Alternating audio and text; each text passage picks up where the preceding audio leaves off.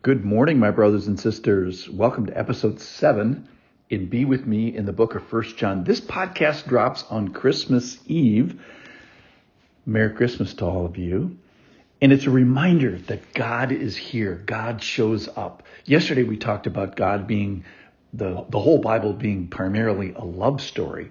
And today we're going to find out that it's more than just a love story. It's something worth fighting for. You have great value and you are worth fighting for. So Jesus showing up and coming and starting this rescue operation, he's the real prize. And the real point here is that he loves us, he loves you, and he finds you worth fighting for. Okay, so we are celebrating that this rescue operation is born. The operation is born, literally. And the battle plan comes at great cost, and it is with great effect. Christ is coming. There's no plan B. That's the good news. The bad news is, in today's passage, there is an antichrist. So simply, it is anybody who is an opponent of Jesus. It's someone that's against Jesus and in place of Jesus. It can be singular or can be plural. So while we are waiting for Christ here on Christmas Eve, we're also, the warning here is watch for the Antichrist. And then the rest of the story is, and we are also waiting for Christ to wallop the Antichrist. So there is an Antichrist. There's one who opposes the plan and person of Jesus, but that's not the end of the story. Jesus is the ultimate Antichrist. Jesus is the one who stands against the Antichrist. He's opposed to the Antichrist. He's more powerful. So on Christmas Eve, he's going to take care of business. All right, so read with me. This is from 1 John chapter 2, verse 18. Children, it is the last hour. And as you have heard that Antichrist is coming, so now many Antichrists have come. Therefore, we know that it is the last hour. They went out from us. They were not of us. For if they had been of us, they would have continued with us. But they went out, that it might become plain that they are not all of us. But you have been anointed by the Holy One, and you all have knowledge. I write to you not because you do not know the truth, but because you know it, and because no lie is of the truth. Who is the liar but he who denies that Jesus is the Christ? This is the Antichrist, he who denies the Father and the Son. No one who denies the Son is the Father. Whoever confesses the Son has the Father also. Let what you heard from the beginning abide in you. If what you heard from the beginning abides in you, then you too will abide in the Son and the Father. So a new character is introduced here in 1 John. That is the Antichrist or the Antichrists.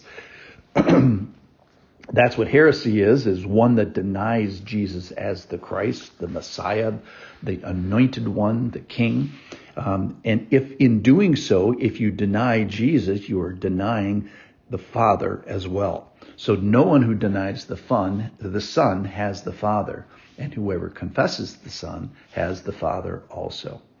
So this entity, this anti-opposed one, was predicted. Children, it is the last hour, as you have heard that the Antichrist is coming.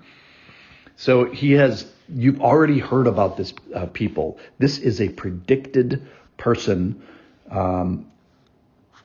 It is a person. It is also a plural. It can refer to a singular person that's opposed to Christ, or multiple people that have been opposed to Christ, or one in particular who comes up in Revelation and also in 2 Thessalonians.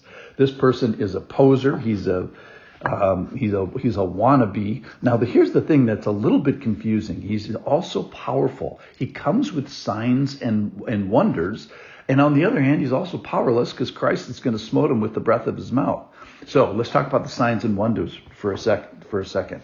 So during Christ's earthly lifetime, the signs and wonders that Jesus used were used to authenticate his message. Same thing with Peter and Paul when they did signs and the apostles did signs. They authenticated the message of the Lord. Now that we have the message is used to authenticate any signs and wonders that we may or may not see. So Wait, I'm telling you it's Christmas Eve and we're waiting for the Christ, and you're telling me that I need also to watch out for the Antichrist? Watch for the Antichrist? I'm watching both for Christ and I'm watching for the Antichrist? Exactly.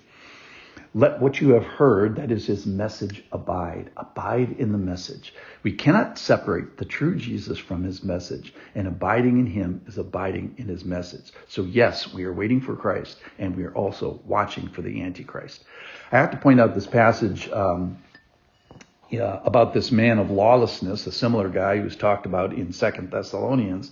So Revelation talks about this, 2 Thessalonians talks about this, the Gospels talk about this. So let's not be surprised when we see or meet an Antichrist. They also come with signs and wonders and opposed to Jesus. So don't get your undies in a crumple too much, because 2 Thessalonians 2:8 says, the lawless one will be revealed, whom the Lord will kill, get this, by the breath of his mouth, and bring to nothing by the appearance of his coming. So yes, we are waiting for the Christ. We do that seasonally here on Christmas Eve. We are also, according to the passage from 1 John chapter 2 today, is we're watching for the Antichrist. And then if we pull in 2 Thessalonians, we're also waiting for Christ to wallop the Antichrist. So yes, there is an Antichrist, the one who opposes the plan and the person of Jesus. But that's not the end of the story. Jesus is the anti-Antichrist. Jesus stands opposed to the Antichrist, and he's way more powerful. So on Christmas Eve, we are waiting for Christ. We are waiting for the anti-Antichrist. And when we find him, we should abide with him, stay with him, remain with him. But back to our love story. So our love story, the Bible is primarily a love story. It's also a battle story. That is, you are worth fighting for. And God does not leave the one who is opposed to him unopposed. We have Jesus, the one we have been waiting for. He is the anti-Antichrist. Merry Christmas.